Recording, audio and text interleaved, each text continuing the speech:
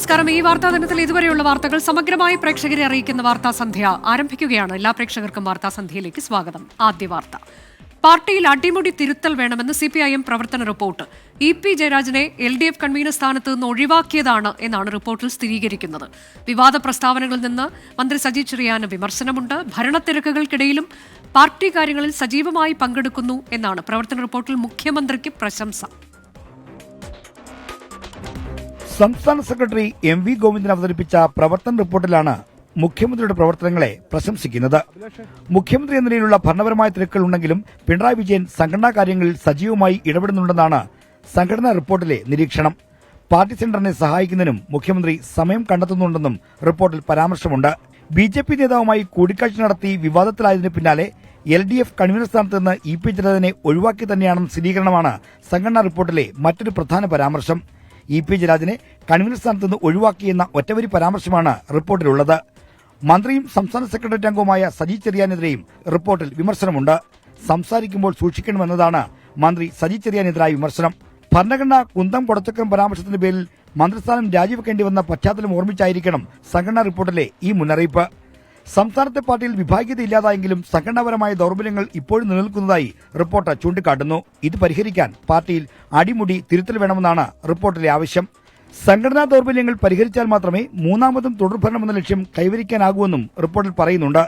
Party കേഡർമാർക്കിടയിൽ രാഷ്ട്രീയ വിദ്യാഭ്യാസം കുറയുന്നതായും സംഘടനാ റിപ്പോർട്ട് വിമർശിക്കുന്നു. കേഡർമാർക്കിടയിൽ തെറ്റുതിരുത്തൽ പ്രക്രിയ ഫലപ്രദമായി നടക്കുന്നില്ലെന്നും വിമർശനമുണ്ട്. സംസ്ഥാനത്തെ BJPയുടെ വളർച്ചയിലും പ്രവർത്തന റിപ്പോർട്ട് ആശങ്ക രേഖപ്പെടുത്തുന്നുണ്ട്. പാർട്ടിയുടെ സ്വാധീന കേന്ദ്രങ്ങളിലെ പോലും BJPയിലേക്ക് വോട്ട് ചോർച്ച ഉണ്ടായി എന്നാണ് റിപ്പോർട്ടിലെ നിരീക്ഷണം. ലോക്സഭാ തെരഞ്ഞെടുപ്പുമായി ബന്ധപ്പെട്ട് വിവിധ ജില്ലാ കമ്മിറ്റികൾ നൽകിയ കണക്കുകളിൽ കൃത്യതയില്ലായിരുന്നെന്ന കുറ്റപ്പെടുത്തലും റിപ്പോർട്ടിലുണ്ട്. കൊല്ലത്ത് നിന്ന് അഭിലാഷ് തൊടുമങ്കോടിനും സതീഷിനുമൊപ്പം R. ശ്രീജിത്ത്, 24. കൊല്ലം ടൗൺ ഹാളിലെ കോടിയേരി ബാലകൃഷ്ണൻ നഗറിൽ CPIM കേന്ദ്ര കമ്മിറ്റി കോർഡിനേറ്റർ പ്രകാശ് കാരാട്ടാണ് പ്രതിനിധി സമ്മേളനം ഉദ്ഘാടനം ചെയ്തത്.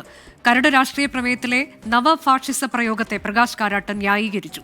BJP വിരുദ്ധ പോരാട്ടത്തിന് CPIMന് കോൺഗ്രസിന്റെ സർട്ടിഫിക്കറ്റ് വേണ്ടെന്ന് പ്രകാശ് കാരാട്ട് പറഞ്ഞു.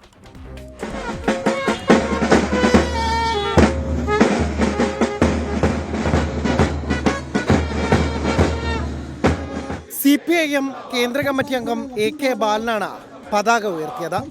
തുടർന്ന് രക്തസാക്ഷി മണ്ഡപത്തിൽ നേതാക്കൾ പുഷ്പാർച്ചന നടത്തി. പ്രസിഡിയം ചെയർമാനായ AK ബാലൻ അവതരിപ്പിച്ച സമ്മേളന അജണ്ട പ്രതിനിധികൾ അംഗീകരിച്ചതോടെ സമ്മേളന നടപടികൾ ആരംഭിച്ചു. CPIM കേന്ദ്ര കമ്മിറ്റി കോർഡിനേറ്റർ പ്രകാശ് കാരാട്ട പ്രതിനിധി സമ്മേളനം ഉദ്ഘാടനം ചെയ്തു. നരേന്ദ്രമോദി സർക്കാർ നവഫാസിസ്റ്റ് ലക്ഷണം പ്രകടമാക്കുന്നുവെന്ന് പ്രകാശ് കാരാട്ട ആവർത്തിച്ചു. The external policies are actually a reflection of the character of this government, which in our political resolution, draft political resolution, we have called it a Hindutva corporate regime which is displaying neo-fascist characteristics. രാജ്യത്തെ ഏറ്റവും കരുത്തുറ്റ ഘടകമാണ് കേരളത്തിലേത്. BJP വിരുദ്ധ പോരാട്ടത്തിന് CPIMന് കോൺഗ്രസിന്റെ certificate വേണ്ടെന്നും പ്രകാശ് കാരാട്ട്. പ്രതിനിധി സമ്മേളനത്തിൽ സംസ്ഥാന സെക്രട്ടറി MV ഗോവിന്ദൻ പ്രവർത്തന റിപ്പോർട്ടും മുഖ്യമന്ത്രി പിണറായി വിജയൻ വികസന രേഖയും അവതരിപ്പിച്ചു. ഞായറാഴ്ചയാണ് പുതിയ സംസ്ഥാന കമ്മിറ്റിയെയും പാർട്ടി കോൺഗ്രസ് പ്രതിനിധികളെയും തിരഞ്ഞെടുക്കുക. വൈകിട്ട് 5 മണിക്ക് ആശ്രാമ മൈതാനത്താണ് പൊതുസമ്മേളനം. 24 കൊല്ലം. മറ്റൊരു വാർത്ത: ഭീകരവാദ പ്രവർത്തനങ്ങൾക്ക് പണം സ്വരൂപിച്ചു എന്ന കേസിൽ രാജ്യവ്യാപകമായി SDPI ഓഫീസുകളിൽ enforcement directorate raid. Keralam, Tamil Nadu, Maharashtra, Bengal, Delhi ഉൾപ്പെടെയുള്ള സംസ്ഥാനങ്ങളിലാണ് പരിശോധന. SDPI ദേശീയ അധ്യക്ഷൻ MK ഫൈസിയുടെ അറസ്റ്റിന് പിന്നാലെയാണ് രാജ്യവ്യാപക റെയ്ഡ്. കേരളത്തിൽ തിരുവനന്തപുരം, മലപ്പുറം, കോഴിക്കോട് ജില്ലകളിലും തമിഴ്നാട്, മഹാരാഷ്ട്ര, ബംഗാൾ, ഡൽഹി ഉൾപ്പെടെ 12 സംസ്ഥാനങ്ങളും കേന്ദ്രീകരിച്ചാണ് ED റെയ്ഡ്. കേന്ദ്രസേനയുടെ സഹായത്തോടെ പുലർച്ചെയാണ് പരിശോധന ആരംഭിച്ചത്. ഹവാലയടക്കമുള്ള മാർഗങ്ങളിലൂടെ SDPI രാജ്യവിരുദ്ധ പ്രവർത്തനങ്ങൾക്ക് പണം ഇന്ത്യയിലേക്ക് എത്തിച്ചു. ഗൾഫ് രാജ്യങ്ങളിൽ നിന്ന് റമദാൻ കളക്ഷന്റെ പേരിലും പണം സ്വരൂപിച്ചു. ഹജ്ജ് തീർത്ഥാടന കാലത്ത് ഇന്ത്യക്കാരെ സഹായിക്കാനെന്ന പേരിൽ ഫണ്ട് പിരിച്ചു. നിയമസഹായം, കമ്മ്യൂണിറ്റി പിന്തുണ എന്നിവയുടെ പേരിലും ഈ വാലറ്റുകൾ വഴിയും ഇന്ത്യയിലേക്ക് ഫണ്ട് എത്തിയതായും ED വ്യക്തമാക്കുന്നു. റെയ്ഡിനെതിരെ മലപ്പുറത്ത് SDPI പ്രവർത്തകർ പ്രതിഷേധിച്ചു.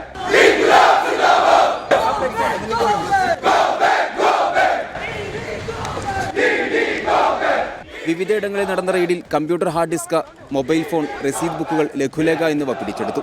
24 കൊച്ചി. മലപ്പുറം താനൂരിൽ ഇന്നലെ മുതൽ കാണാതായ അശ്വതി, ഫാത്തിമ ഷഹദ എന്നീ +2 വിദ്യാർത്ഥികൾക്കായി അന്വേഷണം ഊർജിതമാക്കി പോലീസ്. കാണാതാകുന്നതിന് മുൻപ് 2 കുട്ടികളുടെ ഫോണിലേക്കും ഒരേ നമ്പറിൽ നിന്ന് ഫോൺ കോൾ വന്നതായി പോലീസ് കണ്ടെത്തി. പെൺകുട്ടികൾ ഇന്നലെ ഉച്ചയ്ക്ക് തിരൂർ റെയിൽവേ സ്റ്റേഷനിലെത്തിയ CCTV ദൃശ്യം 24-ന് ലഭിച്ചു. ഇന്നലെ ഉച്ചയോടെ പരീക്ഷയ്ക്കെന്ന് പറഞ്ഞാണ് കുട്ടികൾ വീട് വിട്ടിറങ്ങിയത്. പരീക്ഷാ സെന്ററിൽ കുട്ടികളെത്താത്ത വിവരം അധ്യാപകർ വീട്ടിലറിയിച്ചതോടെയാണ് കുട്ടികളെ കാണാതായതായി മനസ്സിലായത്. 11:30 മണിക്കാണ് വീട്ടിൽ നിന്ന് ഇറങ്ങിയത്. പിന്നെ ഒരു 2 മണിയോടെ എടുത്തിട്ടാണ് പരീക്ഷ ഹാളിൽ ടീച്ചർ വിളിക്കുന്നത്. എത്തിയിട്ടില്ല എന്നുണ്ട്. അപ്പോൾ തന്നെ ഞങ്ങൾ അന്വേഷണം തുടങ്ങിയിട്ടുണ്ട്. മാതാപിതാക്കളുടെ പരാതിയിൽ താനൂർ പോലീസ് തിരച്ചിൽ നടത്തുകയാണ്. ഇന്നലെ ഉച്ചയ്ക്ക് പെൺകുട്ടികൾ തിരൂർ റെയിൽവേ സ്റ്റേഷനിലെത്തിയ CCTV ദൃശ്യം 24-ന് ലഭിച്ചു. ഇരുവരുടെയും മൊബൈൽ ഫോൺ സ്വിച്ച് ഓഫ് ആണ്. എടവണ്ണ സ്വദേശിയുടെ പേരുള്ള സിം കാർഡിൽ നിന്ന് 2 പെൺകുട്ടികളുടെയും ഫോണിലേക്ക് ഫോൺ കോൾ വന്നിട്ടുണ്ട് എന്ന് പോലീസ് കണ്ടെത്തി. ആ ഫോണ് ഓണാണ്. അത് പക്ഷേ ലൊക്കേഷൻ മഹാരാഷ്ട്ര ഒക്കെയാണ്. ട്രേസ് ചെയ്യാൻ സാധിക്കുന്നുണ്ട്. പക്ഷേ അവരുടെ കൂടെയാണ് ഇന്ന് ഈ പെൺകുട്ടികളുള്ളതെന്ന് നമുക്ക് കൺഫേം ചെയ്യാനുള്ള. പെൺകുട്ടികളുടെ ഫോൺ ഇന്നലെ ഉച്ചയ്ക്ക് 2 മണിക്കാണ് ഒടുവിൽ ഓണായത്. കോഴിക്കോട് കേന്ദ്രീകരിച്ചാണ് അന്വേഷണം പുരോഗമിക്കുന്നത്. 24 തിരൂർ. 10ാം ക്ലാസ് ക്രിസ്മസ് ചോദ്യപേപ്പർ ചോർച്ച കേസിൽ മുഖ്യപ്രതി മുഹമ്മദ് ഷുഹൈബിന്റെ അറസ്റ്റ് രേഖപ്പെടുത്തി. മുൻകൂർ ജാമ്യാപേക്ഷ ഹൈക്കോടതി തള്ളിയതോടെ മുഹമ്മദ് ഷുഹൈബ് ക്രൈംബ്രാഞ്ച് ഓഫീസിലെത്തി കീഴടങ്ങുകയായിരുന്നു. അതേസമയം കേസിലെ 2 പ്രതികൾക്ക് കോഴിക്കോട് ജില്ലാ കോടതി ജാമ്യം അനുവദിച്ചു. കൊടുവള്ളി കേന്ദ്രമായ MS സൊല്യൂഷൻസ് എന്ന യൂട്യൂബ് ചാനലിലൂടെയാണ് ചോദ്യപേപ്പറുകൾ ചോർന്നത്. യൂട്യൂബ് ചാനൽ CEO മുഹമ്മദ് ഷുഹൈബിന്റെ മുൻകൂർ ജാമ്യാപേക്ഷ ഹൈക്കോടതി തള്ളിയിരുന്നു. ഇതിനു പിന്നാലെയാണ് കോഴിക്കോട് ക്രൈംബ്രാഞ്ച് ഓഫീസിലെത്തി മുഹമ്മദ് ഷുഹൈബ് കീഴടങ്ങിയത്. എന്റെ MS സൊല്യൂഷൻ എന്ന സ്ഥാപനത്തിനെ തകർക്കാൻ വേണ്ടി ഉണ്ടാക്കിയതാണ്. അത് വലിയൊരു പ്ലാറ്റ്ഫോമാണ്. പേര് ഞാൻ പറയില്ല. ആ സ്ഥാപനം ഒരു എന്റെ നാട്ടിലൊരു നേതാവിന് 5 ലക്ഷം രൂപ ഓഫർ ചെയ്തിട്ടുണ്ട്. ചോദ്യം ചെയ്യലിന് ശേഷമാണ് മുഹമ്മദ് ഷുഹൈബിന്റെ അറസ്റ്റ് രേഖപ്പെടുത്തിയത്. ചോദ്യപേപ്പർ ചോർത്തി നൽകിയ മലപ്പുറം മേൽമുറി മഅദിൻ ഹയർ സെക്കൻഡറി സ്കൂളിലെ പിയൂൺ അബ്ദുൾ നാസറിനെ ഇന്നലെ ക്രൈംബ്രാഞ്ച് അറസ്റ്റ് ചെയ്തിരുന്നു. അബ്ദുൾ നാസറിനെ വിശദമായി ചോദ്യം ചെയ്യലിനായി അന്വേഷണ സംഘം കസ്റ്റഡിയിൽ ആവശ്യപ്പെട്ടിട്ടുണ്ട്. അതിനിടെ 2-3 പ്രതികളായ ഫഹദ്, ജിഷ്ണു എന്നിവർക്ക് കോഴിക്കോട് ജില്ലാ കോടതി ജാമ്യം അനുവദിച്ചു. 24 കോഴിക്കോട്.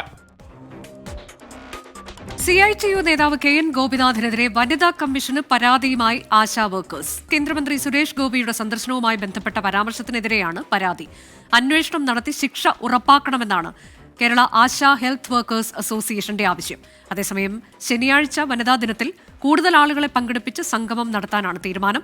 സെക്രട്ടേറിയറ്റിന് മുന്നിലെ ആശാ വർക്കേഴ്സിന്റെ സമരം 25 ദിവസം പിന്നിട്ടു.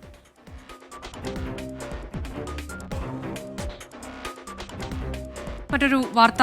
കണ്ണൂർ കരിക്കോട്ടക്കരയിൽ ഇറങ്ങിയ കുട്ടിയാന ചെരിഞ്ഞത് രക്തത്തിൽ അണുബാധയേറ്റ് എന്ന് പോസ്റ്റ്മോർട്ടം റിപ്പോർട്ട്. ആനയുടെ നാവിന്റെ മുൻഭാഗം അറ്റ നിലയിലാണെന്ന് റിപ്പോർട്ടിൽ പറയുന്നു. അതേസമയം കുട്ടിയാനയെ മയക്കുവെടി വെച്ചതിൽ വീഴ്ചയുണ്ടായിട്ടില്ല എന്നാണ് വനമന്ത്രി AK ശശീന്ദ്രന്റെ പ്രതികരണം. മയക്കുവെടി വെച്ച് പിടികൂടിയ കുട്ടിയാന ആറളം RRT കേന്ദ്രത്തിൽ ചികിത്സയിലിരിക്കെയാണ് ചെരിഞ്ഞത്. പന്നിപ്പടക്കം പൊട്ടിയാണ് ആനയ്ക്ക് ഗുരുതരമായി പരിക്കേറ്റത്. പോസ്റ്റ്മോർട്ടം റിപ്പോർട്ടിലെ വിവരങ്ങളും ഇത് സാധൂകരിക്കുന്നതാണ്. താടിയലിലെ മുറിവിൽ നിന്ന് അണുബാധ രക്തത്തിൽ വ്യാപിച്ചതായി പോസ്റ്റ്മോർട്ടത്തിൽ കണ്ടെത്തി. മസ്തിഷ്കത്തിൽ രക്തസ്രാവമുണ്ടെന്നും ആനയുടെ നാവിന്റെ മുൻഭാഗം അറ്റ നിലയിലാണെന്നും പോസ്റ്റ്മോർട്ടം റിപ്പോർട്ടിൽ പറയുന്നു. സംഭവത്തിൽ വനംവകുപ്പിന്റെ അന്വേഷണം തുടരുകയാണ്. ആനയെ മയക്കുവെടി വെച്ചതിൽ വീഴ്ചയുണ്ടായെന്ന വിമർശനം മന്ത്രി AK ശശീന്ദ്രൻ തള്ളി. മനഃപൂർവമായ ഒരു കാലതാമസവും ഈ കാര്യത്തിൽ ഉണ്ടാക്കുന്നതിനെ ആരും അനുകൂലിച്ചിട്ടില്ല. ഇവരാരും ഉണ്ടാക്കിയിട്ടുമില്ല, ഇനിയും ഉണ്ടാക്കുകയില്ല. കുട്ടിയാനയ്ക്ക് പരിക്കേറ്റത് ആറളം ഫാമിൽ നിന്നാകാമെന്നാണ് വനംവകുപ്പിന്റെ വിലയിരുത്തൽ. ഇതേ തുടർന്ന് ആറളം ഫാമിൽ വനംവകുപ്പ് ഉദ്യോഗസ്ഥരും ബോംബ് സ്ക്വാഡും പരിശോധന നടത്തി. 24 കണ്ണൂർ. തിരികെ വാർത്താസന്ധ്യയിലേക്ക്. സമീപകാലത്ത് സമൂഹത്തിൽ അക്രമ സംഭവങ്ങൾ വർദ്ധിച്ചു വരുന്നതിൽ സിനിമകൾക്കുള്ള സ്വാധീനം കഴിഞ്ഞ ദിവസങ്ങളിലൊക്കെ ചർച്ചയായിരുന്നു. ഇപ്പോൾ ഈ വിഷയത്തിൽ ഒരു പ്രതികരണം വരുന്നത് നിർമ്മാതാക്കളുടെ സംഘടനയിൽ നിന്നാണ്. സമൂഹത്തിലെ വയലൻസിന് കാരണം സിനിമകൾ മാത്രമല്ല എന്നുള്ളതാണ് നിർമ്മാതാക്കളുടെ സംഘടന ചൂണ്ടിക്കാട്ടുന്നത്. സിനിമയേക്കാൾ വയലൻസിന് കാരണമാകുന്ന ഓൺലൈൻ ഗെയിമുകൾ വർദ്ധിച്ചു വരുന്നുണ്ട്. സിനിമയിലെ ലഹരി ഉപയോഗത്തെക്കുറിച്ച് അന്വേഷിക്കാൻ സർക്കാരിനോട് ആവശ്യപ്പെട്ടിട്ടും നടപടി സ്വീകരിച്ചില്ലെന്നും നിർമ്മാതാക്കളുടെ സംഘടന വിമർശിച്ചു. സമൂഹത്തിൽ വർദ്ധിച്ചുവരുന്ന ലഹരി ഉപയോഗവും ആക്രമണങ്ങൾക്കും കാരണം സിനിമയാണെന്ന ആക്ഷേപത്തിനിടെയാണ് പ്രതിരോധവുമായി നിർമ്മാതാക്കളുടെ സംഘടന രംഗത്തെത്തിയത്. സിനിമയേക്കാൾ വയലൻസിന് കാരണമാകുന്ന പരിപാടികൾ OTT പ്ലാറ്റ്ഫോമുകളിലും യൂട്യൂബിലും ഉണ്ട്. വർദ്ധിച്ചുവരുന്ന ഓൺലൈൻ ഗെയിമുകൾ കുട്ടികളെ വയലൻസിലേക്ക് വഴിതെറ്റിക്കുന്നു. എന്തുകൊണ്ട് ഇത്തരം ഗെയിമുകൾക്ക് നിയന്ത്രണം ഏർപ്പെടുത്തുന്നില്ലെന്നും നിർമ്മാതാക്കളുടെ സംഘടന വാർത്താക്കുറിപ്പിലൂടെ ചോദിച്ചു.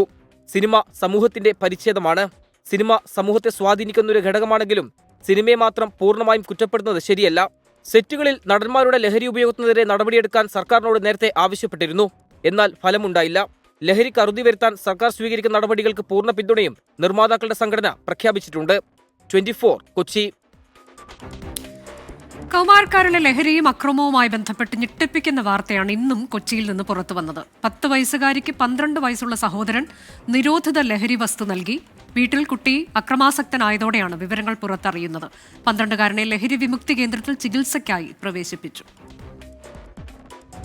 കൊച്ചി നഗരം കേന്ദ്രീകരിച്ച് പ്രായപൂർത്തിയാകാത്ത കുട്ടികൾ ലഹരി ഉപയോഗിക്കുകയും അത് സ്വന്തം സഹോദരങ്ങൾക്ക് പോലും നൽകുകയും ചെയ്യുന്നുവെന്ന ഞെട്ടിക്കുന്ന വിവരമാണ് പുറത്തുവരുന്നത്. 12 വയസ്സുകാരനായ സഹോദരൻ അനുജത്തിക്കാണ് നിരോധിത ലഹരി വസ്തു നൽകിയത്. വീട്ടുകാർ ഉറങ്ങിക്കഴിഞ്ഞ ശേഷമാണ് 12-കാരൻ ലഹരി ഉപയോഗത്തിനായി വീട്ടിൽ നിന്ന് പുറത്തുപോയിരുന്നത്. ആൺകുട്ടിയെ ഒരു ദിവസം രാത്രി കാണാതായതിനെ തുടർന്ന് വീട്ടുകാർ നടത്തിയ അന്വേഷണത്തിൽ 30 കിലോമീറ്റർ ദൂരെയാണ് കുട്ടിയെ കണ്ടെത്തിയത്. വിശദമായ ചോദ്യം ചെയ്യലിലാണ് ലഹരി ഉപയോഗിക്കുന്ന വിവരം പുറത്തറിഞ്ഞത്. ലഹരി ഉപയോഗിച്ച ശേഷം സ്വന്തം സഹോദരിക്കും കുട്ടി ലഹരി ഉപയോഗിക്കാനായി നൽകിയെന്നത് വീട്ടുകാരെ പോലും ഞെട്ടിച്ചു. നിലവിൽ ഡി അഡിക്ഷൻ സെന്ററിൽ ചികിത്സയിൽ കഴിയുകയാണ് 12-കാരൻ. പെൺകുട്ടിക്ക് കൗൺസിലിംഗ് അടക്കം നൽകുകയും ചെയ്തു. ലഹരി ഉപയോഗിക്കാൻ പണമില്ലാതെ വന്നതോടെ വീട്ടിൽ സൂക്ഷിച്ചിരുന്ന 3 ലക്ഷം രൂപയും പലതവണയായി 12-കാരൻ മോഷ്ടിച്ചു. എളമക്കര പോലീസ് സ്റ്റേഷൻ പരിധിയിലായിരുന്നു ഈ സംഭവം. വിവരം പോലീസ് അറിഞ്ഞിട്ടും കുട്ടിയെ സംബന്ധിച്ച റിപ്പോർട്ട് ചൈൽഡ് വെൽഫെയർ കമ്മിറ്റിക്ക് നൽകാൻ പോലും പോലീസ് തയ്യാറായിട്ടില്ല. രാവെന്നോ പകലെന്നോ വ്യത്യാസമില്ലാതെ നമ്മുടെ കൊച്ചുകുട്ടികളെ ലഹരി മാഫിയ ലക്ഷ്യം വെക്കുകയാണ്. ലഹരിയുടെ വലയിൽ നിന്ന് കുട്ടികളെ രക്ഷിച്ചെടുക്കേണ്ട സാമൂഹിക ഉത്തരവാദിത്വം നാം ഓരോരുത്തരും നിറവേറ്റേണ്ട സമയമാണ് കടന്നു വരുന്നത്. ശ്യാംകുമാർ, 24 കൊച്ചി. മുതിർന്ന നേതാവ് കെ ഇസ്മായിലിനെതിരെ നടപടിക്കൊരുങ്ങി CPI. നടപടിക്ക് മുന്നോടിയായി ഇസ്മായിലിന് കാരണം കാണിക്കൽ നോട്ടീസ് നൽകി. മറുപടി ലഭിച്ചാൽ അടുത്ത സംസ്ഥാന എക്സിക്യൂട്ടീവിൽ തന്നെ നടപടി ആലോചിക്കും. മുൻ MLA പി രാജുവിന്റെ മരണത്തിൽ മാധ്യമങ്ങൾക്ക് നൽകിയ പ്രതികരണത്തിന്റെ പേരിലാണ് നടപടി നീക്കം.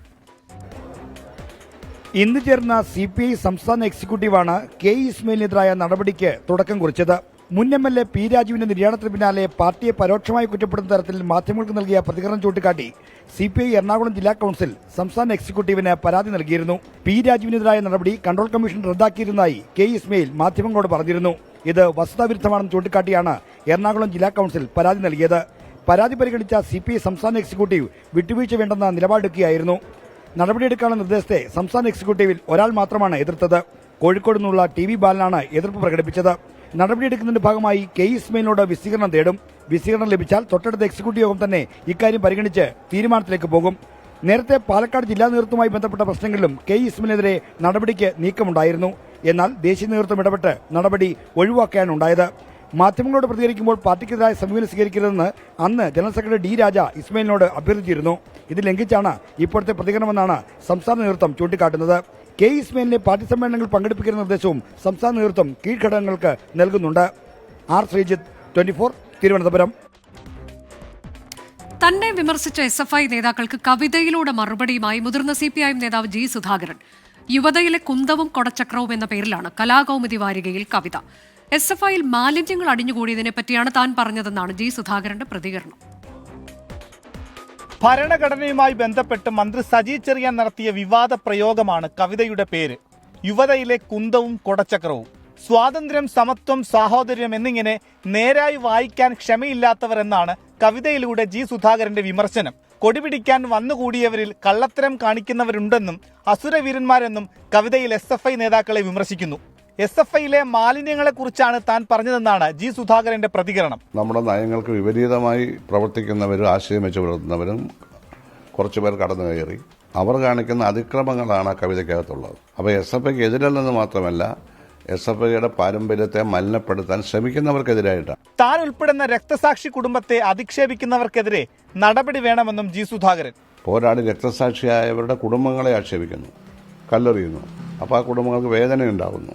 ഇങ്ങനെയൊക്കെയുള്ള ഒത്തിരി പരാമർശങ്ങളുണ്ട്. SFI സംസ്ഥാന സമ്മേളനത്തിന് പിന്നാലെ G സുധാകരനെ പരിഹസിച്ച് സംസ്ഥാന വൈസ് പ്രസിഡന്റായിരുന്ന A അക്ഷയ് രംഗത്തെത്തിയിരുന്നു. M ശിവപ്രസാദ് SFIയുടെ പുതിയ സംസ്ഥാന പ്രസിഡന്റായതിന് പിന്നാലെയായിരുന്നു പരിഹാസം. SFIയുടെ ആദ്യ സംസ്ഥാന പ്രസിഡന്റായിരുന്ന ജി സുധാകരന് ശേഷം ആദ്യമായാണ് ആലപ്പുഴയിൽ നിന്നും ഒരാൾ സംസ്ഥാന പ്രസിഡന്റ് ആകുന്നത്. ഇതിന് പിന്നാലെയാണ് ജി സുധാകരന്റെ കവിത. മനീഷ് മഹിവാൽ, 24 ആലപ്പുഴ. പാർട്ടി വളർത്തുക മാത്രമാണ് സംസ്ഥാന സർക്കാരിന്റെ ലക്ഷ്യമെന്ന വിമർശനവുമായി കോൺഗ്രസ് നേതാവ് AK ആന്റണി. പാർട്ടി പ്രവർത്തകരെ അല്ലാതെ കേരളത്തെ ഒന്നായി കാണാൻ സർക്കാരിന് കഴിയുന്നില്ല. തൊഴിലവസരം ഒരുക്കിയില്ലെങ്കിൽ യുവാക്കൾ തെരുവിലിറങ്ങുന്ന കാലം വിദൂരമല്ലെന്നും AK ആന്റണി മുന്നറിയിപ്പ് നൽകുന്നു. ഇന്ന് അസ്വസ്ഥരായ, അരക്ഷിതരായ, രോഷാകുലരായിട്ടുള്ള ചെറുപ്പക്കാർക്ക് തൊഴിലുണ്ടാക്കാൻ എന്താ പരിപാടി കേരള ഗവൺമെൻറ്റുള്ളത്? എന്തെങ്കിലും പരിപാടിയുണ്ടോ? അതിന് പരിപാടിയില്ലെങ്കിൽ കേരളം ഒരിക്കലും ഇതുവരെ കാണാത്ത അഗ്നിപർവ്വതം പൊട്ടിത്തെറിക്കുന്നത് പോലെ യുവകേരളം, കേരള യുവത്വം, വിദ്യാർത്ഥികൾ തെരുവിറങ്ങുന്നൊരു കാലം വിദൂരമല്ല. വിദേശകാര്യമന്ത്രി S. ജയശങ്കറിന് നേരെയുണ്ടായ ആക്രമണ ശ്രമത്തെ അപലപിച്ച് ഇന്ത്യ. ബ്രിട്ടൻ നയതന്ത്ര ഉത്തരവാദിത്തങ്ങൾ നിറവേറ്റുമെന്നാണ് പ്രതീക്ഷയെന്ന് വിദേശകാര്യ മന്ത്രാലയം അറിയിച്ചു. അക്രമികൾ ജയശങ്കറിന്റെ കാറിന് നേരെ പാഞ്ഞെടുക്കുകയും ഇന്ത്യൻ ദേശീയ പതാകയെ അവഹേളിക്കുകയും ചെയ്ത സംഭവത്തിലാണ് പ്രതികരണം. ലണ്ടനിലെ ചതം ഹൌസിൽ നടന്ന സംവാദ പരിപാടിയിൽ പങ്കെടുക്കാനെത്തിയപ്പോഴാണ് വിദേശകാര്യമന്ത്രി ഡോക്ടർ S. ജയശങ്കറിന് നേരെ ആക്രമണ ശ്രമം ഉണ്ടായത്. സംഭവത്തെ ശക്തമായ ഭാഷയിൽ അപലപിച്ച ബ്രിട്ടൻ ഭയപ്പെടുത്താനും ഭീഷണിപ്പെടുത്താനുമുള്ള ശ്രമങ്ങൾ അംഗീകരിക്കാനാകില്ലെന്ന് പ്രതികരിച്ചു. കോട്ടയം ഏറ്റുമാനൂരിൽ കുട്ടികളുമായി ട്രെയിനിന് മുന്നിൽ ചാടി ആത്മഹത്യ ചെയ്ത ഷൈനി അനുഭവിച്ചത് കടുത്ത മാനസിക സമ്മർദ്ദം. ഇത് തെളിയിക്കുന്ന ഓഡിയോ സംഭാഷണം പുറത്തുവന്നു. അറസ്റ്റിലായ ഭർത്താവ് നോബി ലൂക്കോസിനെ റിമാൻഡ് ചെയ്തു. ഭർത്താവിന്റെ പീഡനം സഹിക്കാൻ വയ്യാതെ മരിക്കുന്നതിന് 9 മാസം മുൻപാണ് സ്വന്തം വീട്ടിലേക്ക് ഷൈനി മക്കളെയും കൂട്ടിയെത്തിയത്. ഇതിനുശേഷം പല സ്ഥലങ്ങളിലും ജോലിക്ക് വേണ്ടി ശ്രമിച്ചു. നഴ്സായതിനാൽ വിദേശത്തേക്ക് പോകാനും ഷൈനി ആലോചിക്കുന്നുണ്ടായിരുന്നു. എന്നാൽ 12 വർഷം ജോലി ചെയ്യാതിരുന്നതിനാൽ പലയിടങ്ങളിലും അവസരം നിഷേധിക്കപ്പെട്ടു. ഇക്കാര്യങ്ങളാണ് സുഹൃത്തിനയച്ച ഓഡിയോ സന്ദേശത്തിൽ ഉള്ളത്. നമ്മുടെ ഏഷ്യക്കാട്ടിൽ ഇപ്പം വേക്കൻസി വല്ലതുകൊണ്ട് അറിയാവോ?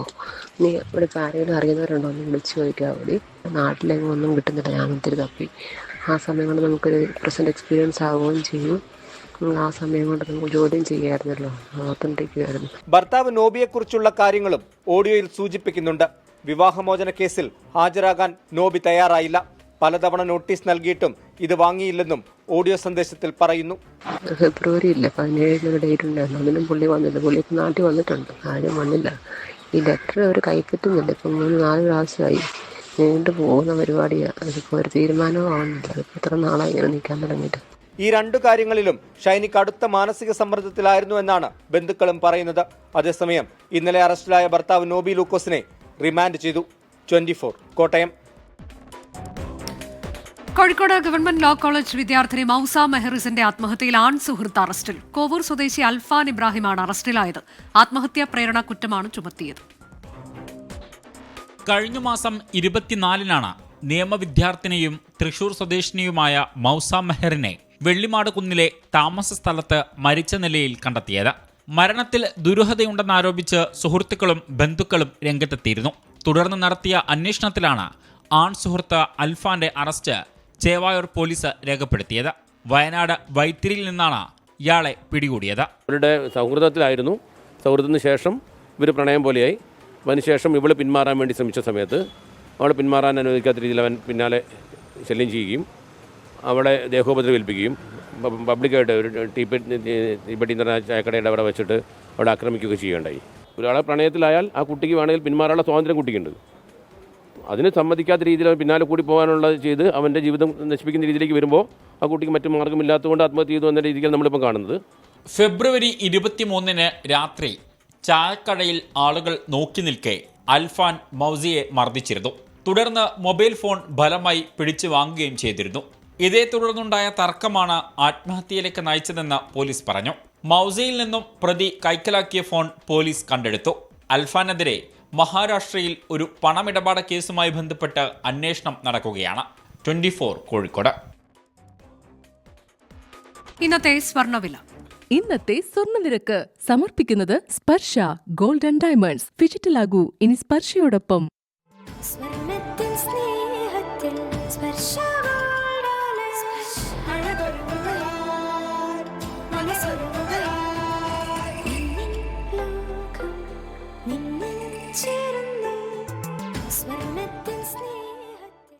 കാലാവസ്ഥ റിപ്പോർട്ട്.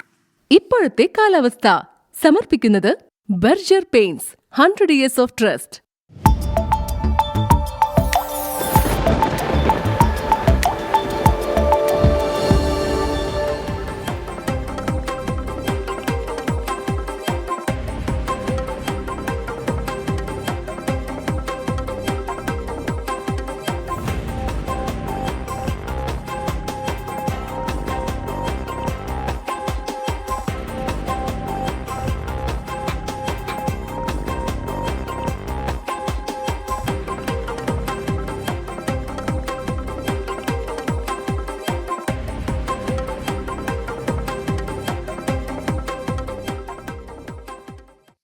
വാർത്താസന്ധ്യ അവസാനിക്കുന്നു. ഇനി പൊതുജനം കഴുതേല സർ എന്ന പരിപാടിയുമായി ഡോക്ടർ ഉന്മേഷ് ശിവരാമൻ. നമസ്കാരം.